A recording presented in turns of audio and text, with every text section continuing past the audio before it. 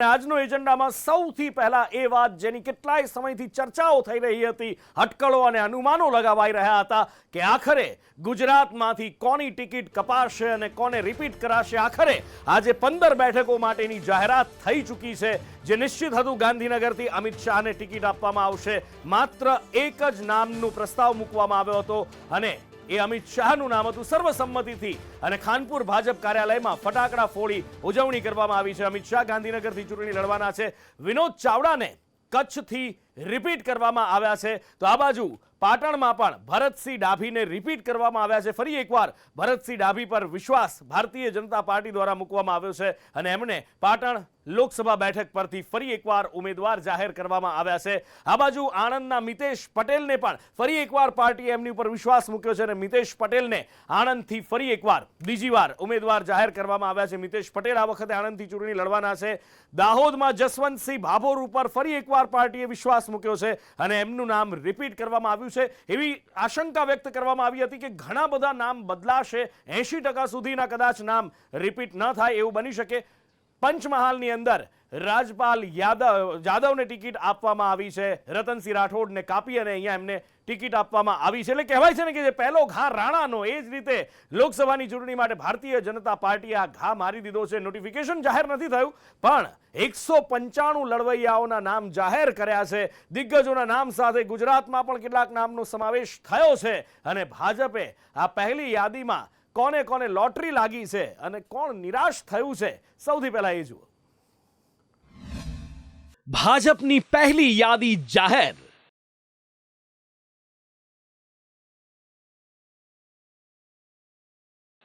₹195 ઉમેદવારોના નામ થયા નક્કી.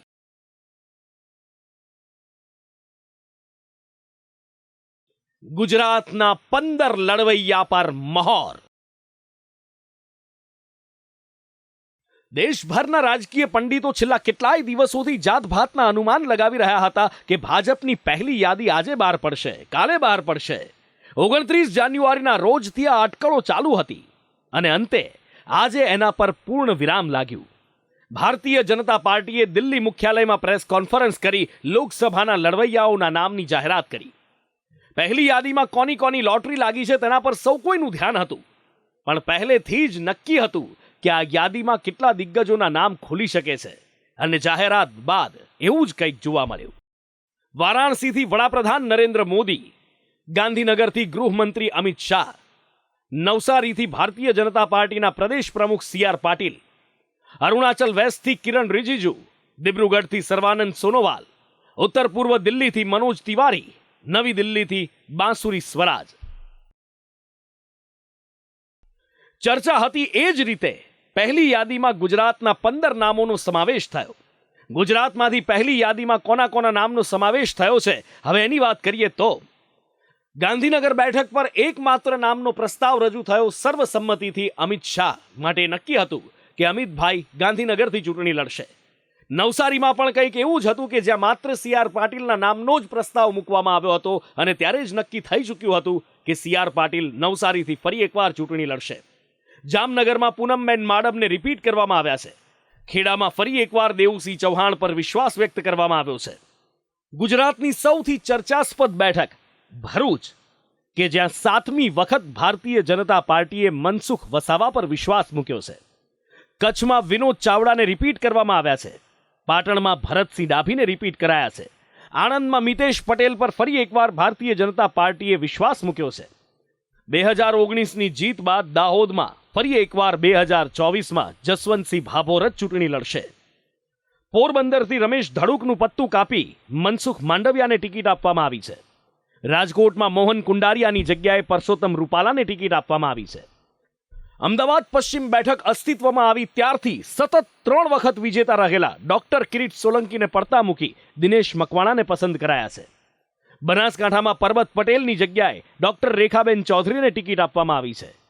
પંચમહાલમાં રતનસિંહ રાઠોડની જગ્યાએ આ વખતે પાર્ટીએ રાજપાલ જાદવ પર ભરોસો મૂક્યો છે. બારડોલીથી પ્રભુ વસાવાને રિપીટ કરવામાં આવ્યા છે. ગુજરાતના કેટલાક નામો પર મહોર લાગતા તેની ઉજવણી જોવા મળી.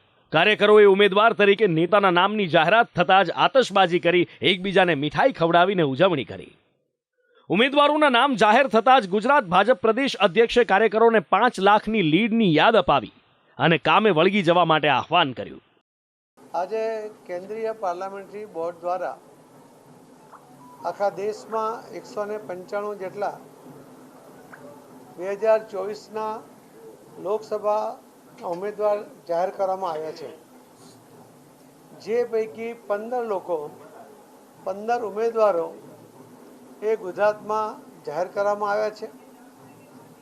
પાર્લામેન્ટરી બોર્ડે ગહન ચર્ચા કર્યા પછી આદરણીય પ્રધાનમંત્રી શ્રી મોદી સાહેબ, અમિતભાઈ શાહ સાહેબ, રાષ્ટ્રીય અધ્યક્ષ શ્રી જેપી નડ્ડાજી, આ બધાએ મળીને આજે નિર્ણય કર્યો છે પાર્લામેન્ટરી બોર્ડના બાકીના સભ્યો સાથે અને દરેક રાજ્ય કક્ષાના પાર્લામેન્ટરી બોર્ડના સભ્યો સાથે મળીને જે નિર્ણય કર્યો છે, મને લાગે છે કે ખૂબ યોગ્ય નિર્ણય છે.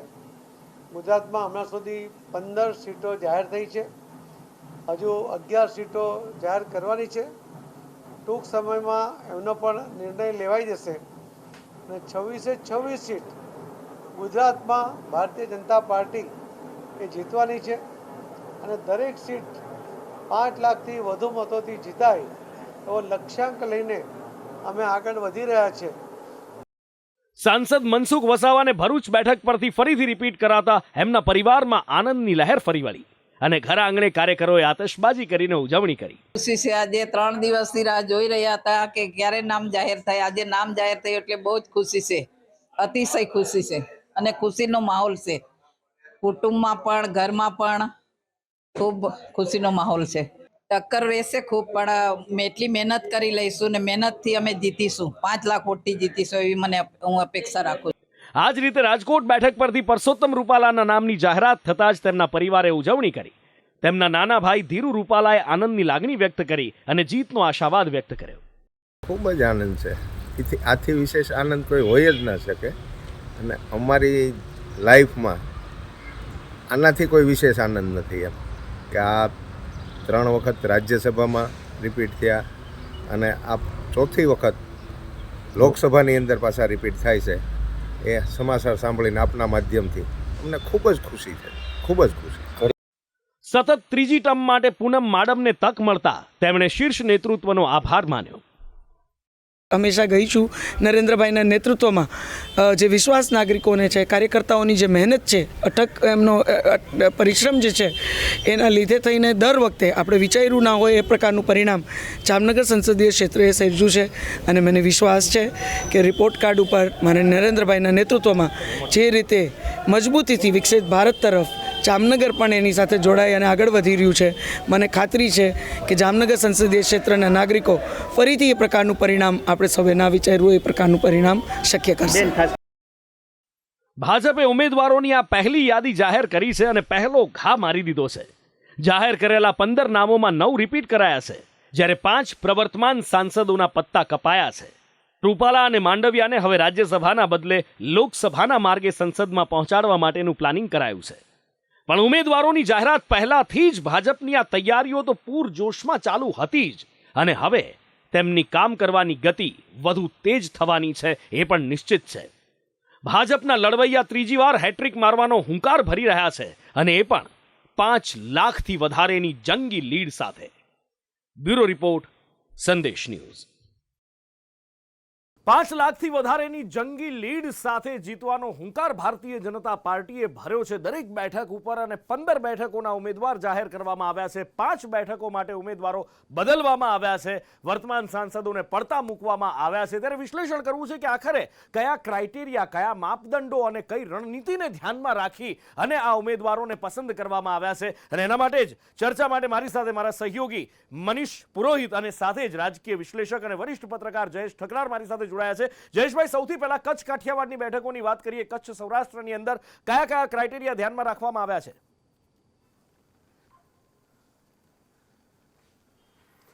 નુપુર, સૌપ્રથમ તો રાજકોટ કે જે સૌરાષ્ટ્રની મુખ્ય ભાજપનો ગઢ ગણાય એવી બેઠક છે, જ્યાં 89થી ભાજપ સતત જીતતું આવે છે. એકમાત્ર 2009માં એક વખત કુંવરજી બાવળિયા આ બેઠક ઉપર સરપ્રાઇઝિંગલી જીતી ગયા હતા, પરંતુ 2009ના બોધપાઠ પછી ભાજપ ક્યારેય આ બેઠક હાર્યું નથી. ઉલટાનું દર વખતે એમની લીડમાં વધારો થયો છે.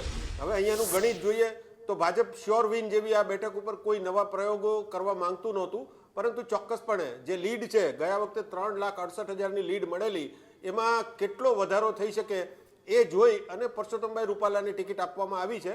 મોહનભાઈ કુંડારિયા સામે આમ કોઈ વિવાદ નહોતો, પરંતુ એ રીતે જોવા જઈએ તો મોહનભાઈ કુંડારિયાને 7 વખત ભાજપે અલગ અલગ વિધાનસભા અને લોકસભામાં ટિકિટો આપી ચૂકેલી હતી, અને એ જોતા પરસોત્તમ રૂપાલાને ટિકિટ આપવાથી ચોક્કસપણે મતોમાં વધારો થાય. એ દ્રષ્ટિએ આ ગણિત, ખાસ કરીને આપણે જાણીએ છીએ કે કડવા પાટીદારોનો આ મુખ્ય પ્રભાવવાળો વિસ્તાર છે, અને કોંગ્રેસે અગાઉ પણ જ્યારે ઉમેદવારો લલિત કગથરા તમે જુઓ કે અગાઉના કોઈ ઉમેદવારો જુઓ, એમણે બહુ સારું પરફોર્મન્સ કર્યું નથી. એ સરખામણીમાં આ વખતની પરિસ્થિતિ જોતા તો કોંગ્રેસ માટે કેવો ઉમેદવાર શોધવો એ પણ લોઢાના ચણા જવા જેવું કામ છે.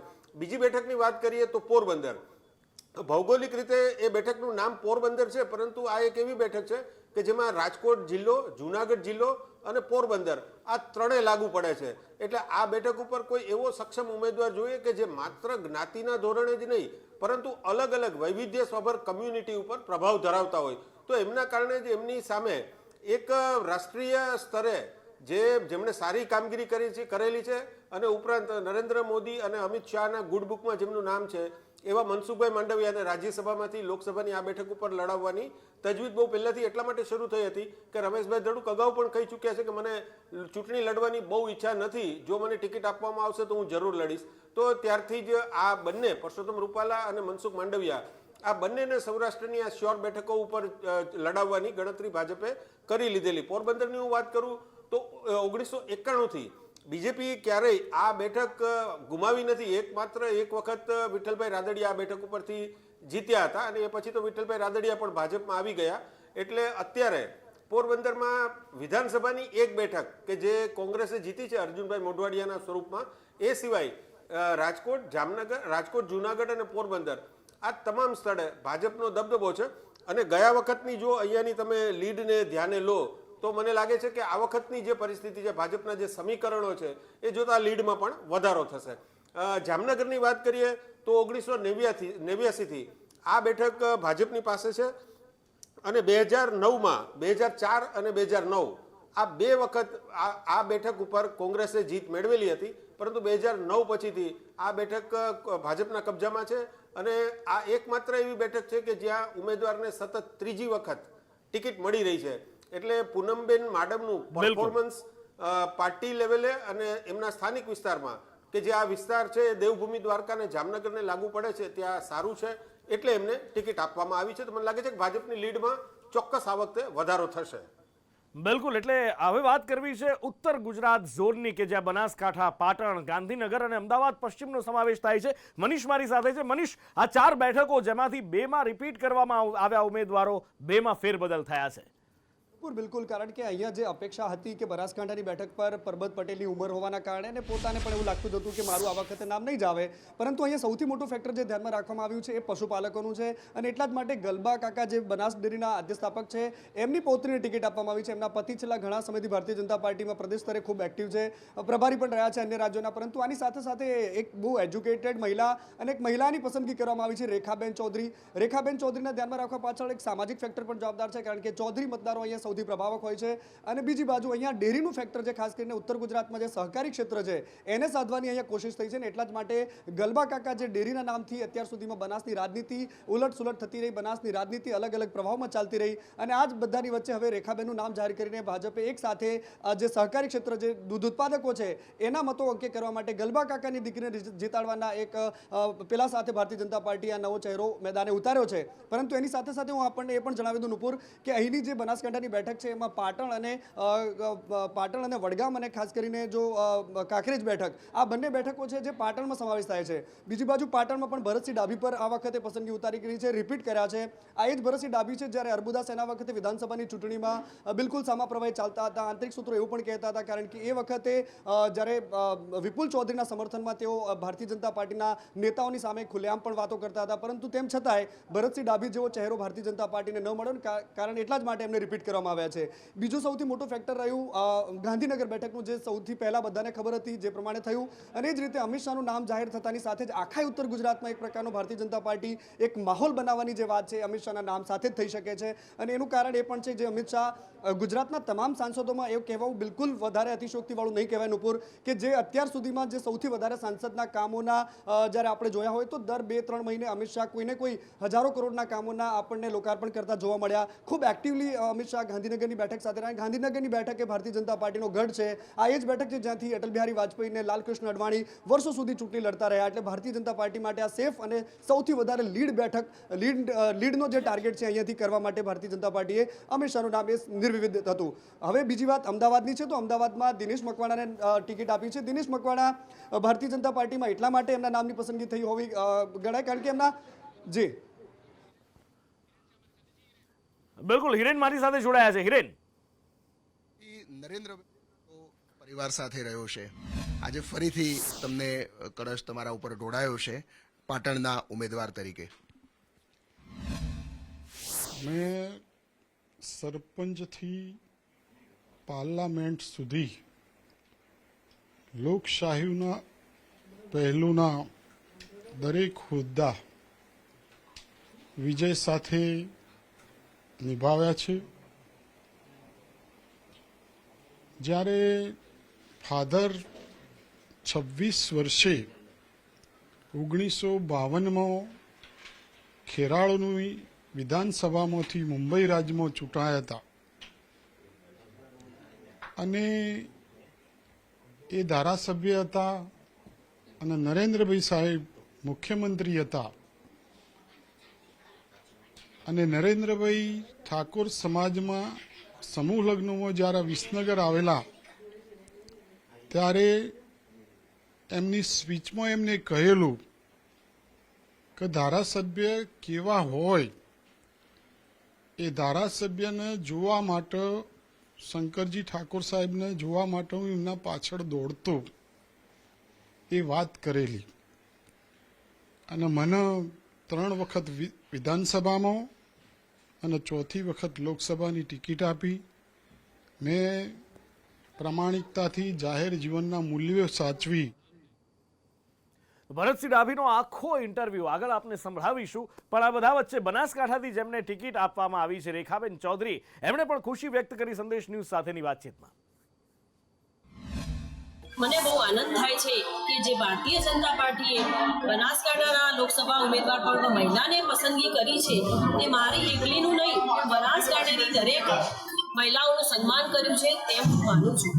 તથા મારા દાદાશ્રી આદ્યસ્થાપક બનાસડેરી કલ્બાભાઈ નાનજીભાઈ પટેલ તે આ મારી પસંદગી કર્યા બદલ શ્રદ્ધાંજલિ પાર્ટી આપી છે તેવું હું માનું છું. આગળ વાત કરવી છે દક્ષિણ ગુજરાતની બેઠકોની. ભરૂચ, બારડોલી અને નવસારીમાં તો જો કે સી આર પાટીલનું નામ નક્કી જ હતું. મનીષ મારી સાથે છે. મનીષ, સૌથી વધારે ચર્ચા ભરૂચ બેઠકની રહી. 7મી વખત મનસુખભાઈને ઉતારવામાં આવ્યા. નુપુર, અહીંથી એક વસ્તુ સ્પષ્ટ થઈ કે ભારતીય જનતા પાર્ટી માટે આદિવાસીઓનો સૌથી મોટો ચહેરો અત્યારે મનસુખ વસાવા તરીકે સામે આવ્યો. કારણ કે છેલ્લા 7મી વખત એમને 6 ટર્મથી લગાતાર જીતતા આવેલા એક સાંસદ જેમને ફરીવાર ભારતીય જનતા પાર્ટી ટિકિટ આપી છે. અનેકવાર એ ભારતીય જનતા પાર્ટીની સરકારની સામે જ ગુજરાતમાં જ્યારે બેબાક રીતે પોતાની વાતો રજૂ કરતા હતા, પોતાની વાત, પોતાની નારાજગી પ્રદેશના હાઈકમાન્ડ સુધી પણ પોતાની વાત રાખવા માટે મુખર ગણાય છે. પરંતુ આ બધાની વચ્ચે જ્યારે ગઠબંધનનો ચહેરો આ વખતે ચૈતર વસાવા, જેને ભારતીય જનતા પાર્ટીની સામે આ લોકોએ પહેલેથી ડિક્લેર કરેલો છે, માનવામાં એવું આવતું હતું કે આ વખતે કદાચ મનસુખ વસાવાને રિપીટ ન કરે, પરંતુ આ બધાની સાથે ભારતીય જનતા પાર્ટી મનસુખ વસાવાના નામ સાથે એ વાત પર મુખર કરી દીધી છે કે આદિવાસીઓમાં સૌથી મોટો ચહેરો ભારતીય જનતા પાર્ટી પાસે મનસુખ વસાવા છે. બીજી બાજુ સી આર પાટીલ જે ગત લોકસભાની ચૂંટણીમાં આખા દેશમાં સૌથી વધારે લીડ સાથે જીતેલા હતા, એટલે નવસારીથી એ નિર્વિવાદિત નામ હતું, એમનું નામ થવાનું કોઈ અચરજ નથી. પરંતુ બીજી બાજુ પંચમહાલથી જેમને ટિકિટ આપવામાં આવી છે તેઓ ભારતીય જનતા પાર્ટીના જસવંતસિંહ ભાભોરને દાહોદથી ટિકિટ આપવામાં આવી છે. અને ખાસ કરીને જે પંચમહાલથી ટિકિટ આપી છે એમાં ભારતીય જનતા પાર્ટીએ સંગઠનના ચહેરાને, જાદવને જેમને જે ટિકિટ આપી છે એ સંગઠનનો ચહેરો છે, જિલ્લા પંચાયતના પ્રમુખ રહ્યા છે, એટલે એક બેલેન્સ કરવાની કોશિશ કરી છે. આ ઉપરાંત આણંદ અને ખાસ કરીને ખેડાની વાત કરીએ તો અહીંયા મેરિટના આધારે ટિકિટ નક્કી કરાયું એવું લાગી રહ્યું છે. કારણ કે મિતેશ પટેલ ખૂબ એક્ટિવલી અહીંયા સાંસદ તરીકે પોતાનું કામ કર્યું અને બીજી બાજુ દેવુસિંહ ચૌહાણ કેન્દ્રીય મંત્રી છે અને તેમણે પોતાનું કામ બખૂબી કર્યું. કદાચ એ જ વાત છે કે એમને ફરી એકવાર રિપીટ કરાયા છે. નુપુર, ને મનસુખ વસાવાએ જ્યારે 7મી વખત એમના નામની જાહેરાત થઈ તો કેવા શબ્દોમાં ખુશી વ્યક્ત કરી છે, હવે જુઓ. મનસુખ વસાવા આપણી સાથે છે. મનસુખભાઈ, પહેલી પ્રતિક્રિયા 7મી વખત ઇતિહાસ રચ્યો છે તમે પહેલા એવા વ્યક્તિ છો જે સતત 7મી વખત ભરૂચ લોકસભા લડશે, કેટલી ખુશી? જો ભારતીય જનતા પાર્ટીએ મને 7મી વખત લોકસભાનો ઉમેદવાર તરીકે જાહેર કર્યો છે, એના માટે આદરણીય નરેન્દ્રભાઈ મોદી સાહેબ, આદરણીય અમિત શાહ સાહેબ, આદરણીય રાષ્ટ્રીય અધ્યક્ષ નડ્ડાજી અને પ્રદેશ અધ્યક્ષ સી આર પાટીલ સાહેબ, સંગઠન મહામંત્રી રત્નાકરજી અને જિલ્લાનું જે મારું જે સંગઠન છે અને મારા જિલ્લાના જે ધારાસભ્યો છે અને તાલુકા લેવલના જે કાર્યકર્તાઓએ મારામાં વિશ્વાસ મૂકી અને 7મી વખત ઉમેદવાર તરીકે મને પ્રોજેક્ટ કર્યો છે, એના માટે મને ખૂબ અતિ આનંદ છે અને મારા જીવનનો કદાચ આ સૌથી મોટો ખુશીનો પ્રસંગ હું જોઈ રહ્યો છું. જો અમારા માટે આખા દેશમાં સ્થિતિ છે, આપ સૌ જાણો છો કે આખા દેશની અંદર સામેના વિરોધ પક્ષો સાવ તૂટી ગયા છે. લોકસભામાં વિરોધ પક્ષની ભૂમિકા પણ ભજવી શકે એવી સ્થિતિ નથી. એટલે આખા દેશની અંદર કોંગ્રેસ સાવ તૂટી ગઈ છે, વિરોધ પક્ષો સાવ ખતમ થઈ ગયા છે, પ્રાદેશિક પક્ષો પર લોકો ભરોસો નથી કરતા. એ સ્થિતિ ગુજરાતમાં પણ છે અને ભરૂચમાં પણ એ જ છે. આજે પહેલા કરતા વર્તમાનમાં તો ઘણું બધું સારું છે. અમારું સંગઠન એટલું બધું મજબૂત છે અને અમારા ધારાસભ્યોની ટીમ જે છે 6 ધારાસભ્યો પ્રજાના કામો કરે. અમારા ગૌરવ સાથે કહેવું પડે કે ભરૂચ જિલ્લાના 6 ધારાસભ્યો એ ભારતીય 5 ધારાસભ્યો ભારતીય જનતા પાર્ટીના છે અને બાકીના 2 ધારાસભ્યો કરજણના અને રેડિયાપાડા નથી, પણ એક ધારાસભ્ય 6 ની સામે 1 શું કરી શકવાનો છે? એટલે આ વખતની લોકસભામાં પણ અમે 5 લાખ મતથી જીતવાના જે પ્રદેશ અધ્યક્ષ અમને ટાર્ગેટ આપ્યો છે એ મુજબ અમે ખૂબ તાકાતથી કામે લાગીશું. કેમેરા પર્સન રોશન ગોયલ સાથે વસીમ મલેક, સંદેશ ન્યૂઝ. 2014માં જ્યારે પહેલીવાર મોદી સરકાર બની હતી, મનસુખ વસાવા મંત્રી બની અને સંસદ ભવનમાં કેડિયું પહેરીને ગયા હતા. એ દ્રશ્યો પણ ઘણા બધાને અત્યારે યાદ આવતા હશે. આવી જ ખુશી અત્યારે એમના પરિવારમાં પણ છે. સૌથી પહેલી વાર મીડિયા સામે આવ્યા છે મનસુખ વસાવાના પત્ની અને તેમણે પણ ખુશી વ્યક્ત કરી છે. બેન, કેટલી ખુશી? બહુ ખુશી છે. આજે 3 દિવસથી રાહ જોઈ રહ્યા હતા કે ક્યારે નામ જાહેર થાય. આજે નામ જાહેર થયું એટલે બહુ જ ખુશી છે, અતિશય ખુશી છે અને ખુશીનો માહોલ છે. કુટુંબમાં પણ ઘરમાં પણ ખૂબ ખુશીનો માહોલ છે. ટક્કર રહેશે ખૂબ, પણ એટલી મહેનત કરી લઈશું ને મહેનતથી અમે જીતીશું. 5 લાખ વોટથી જીતીશું એવી હું અપેક્ષા રાખું છું.